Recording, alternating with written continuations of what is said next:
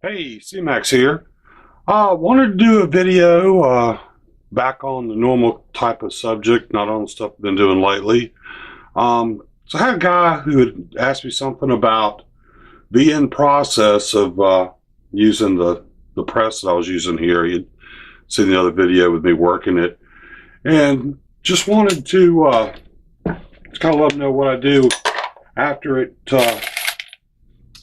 comes out. You know, it drops in the bin, then what do? Well, what I do is I'll take one out, check the length on it, make sure it's okay. Then I drop it in, checker, it falls out free, goes in here. Okay, that's what I call match ammunition. It's chamber check, length check, primer check. And when I put it in here, what I'm looking for, three things. I'm looking for high primers, ones that didn't seat all the way. If you can't look, you're not sure, just rub your finger over it and you'll feel it. Also looking for ones without primer, and then ones with flip primer. Somehow got flipped over, who knows, there it is. So I'm going to pull that bullet out and trash the case. All right, so that's what I do to get to this point. Now, the ones that fail the chamber check, I throw over here in another bin. And that looks like an awful lot. Well, we'll see. All these have failed the chamber check, and that looks like an awful lot of them. As tight as this is, when you're using flake powder, you know, it gets on pieces, it just gets on things, especially when you have the powder check, because it's going down and touching the powder. You're going to get flakes and stuff here and there. So a lot of these will probably actually be matched once I wipe them off, because they probably had one piece of powder that didn't allow them to. See, that one's a perfect example.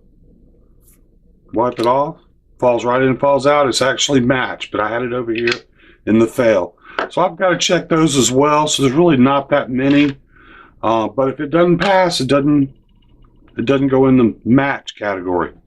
No, these are definitely no good. So what we're going to do next is we're going to pull them, and I'll show you what I do to pull mine. So hang tight. All right, we're going to pull these bullets that I just showed you, and we're using the Frankfurt Arsenal inertia impact bullet puller. Now, it works really well. If you're not familiar with it, I've done a video on it, and I'll put a link to that up here. Now, then I'm going to show you real quick here on it. One thing that I don't do is they send you little collets you're supposed to match the bullet to.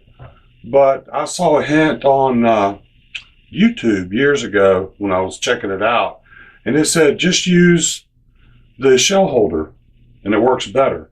And that's what I've done. So basically what you do is you just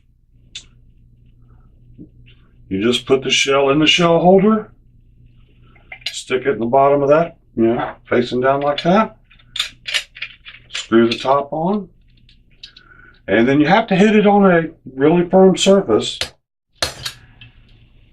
And then if you're not sure, you just look down and you'll see the bullet. You can usually hear it or kind of feel it, but you can always look down and see that the bullet's there. So I like to tap it for any powder. So there's the case. And what I'll usually do is just dump everything out, bullet and powder.